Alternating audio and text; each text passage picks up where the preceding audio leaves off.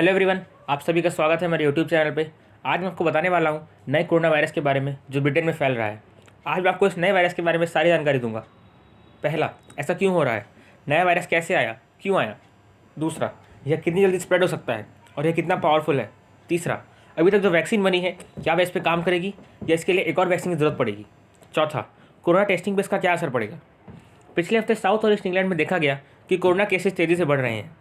United kingdom में 1108 cases मिले जो नए वायरस के थे। यूके ने वर्ल्ड हेल्थ ऑर्गेनाइजेशन को इसके बारे में इन्फॉर्म किया।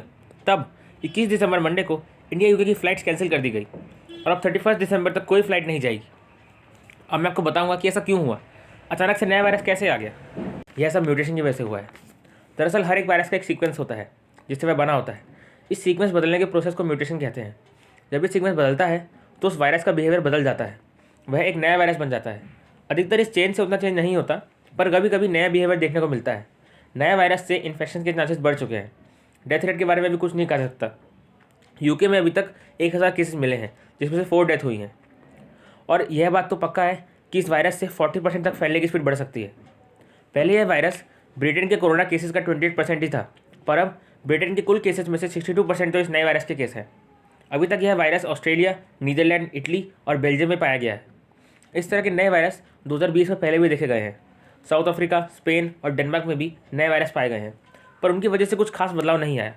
एक महीने में 1 या 2 नए वायरस का जन्म होता है जब वे बहुत बड़े लेवल पर फैला हो, जैसे कोरोना वायरस। अब मैं आपको बताऊंगा कि वैक्सीन और कोरोना टेस्टिंग पर इसका क्या इफेक्ट पड़ेगा। अभी जो वैक्सीन बनी है वह हमको नए वायरस के खिलाफ इम्यून बना भी सकती है और नहीं भी बना सकती।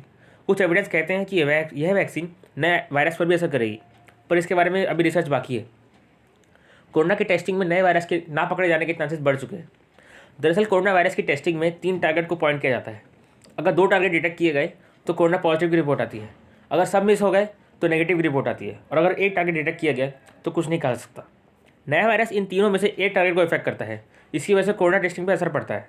इसलिए कोरोना टेस्टिंग के कोई और तरीके को यूज़ करना पड़ेगा जो इसको भी डिटेक्ट कर सके। तो दोस्तों, मैंने आपको इसके बारे में सारी जानकारी दे दी है। अभी इस वायरस के ऊपर रिसर्च की जा रही है और ऐसे चांसेस हैं कि वैक्सीन इस नए वायरस पर भी असर करेगी। Thank you.